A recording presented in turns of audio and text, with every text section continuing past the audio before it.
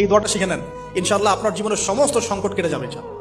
আমি নিজেও এই দোয়াটা বেশি বেশি করার চেষ্টা করি। দোয়াটা হচ্ছে, মুসা আলাইহিস সালাম একটা গাছের নিচে হেলান দিয়ে বসলেন, বসে দেখলেন দুজন মেয়ে দাঁড়িয়ে আছে দূরে, পানি নিতে পারছে না। লোকজন পানি নিয়ে যাচ্ছে, ওরা দাঁড়িয়ে আছে বেচারি। মুসা আলাইহিস সালাম গিয়ে বললেন, কি সমস্যা আপনাদের?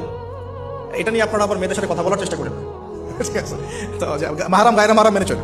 তারা বললেন যে আমাদের বাবা অনেক বৃদ্ধ মানুষ, আমরা পানি নিতে পারি না যতক্ষণ না আমাদের কম পানি নিয়ে চলে যায়।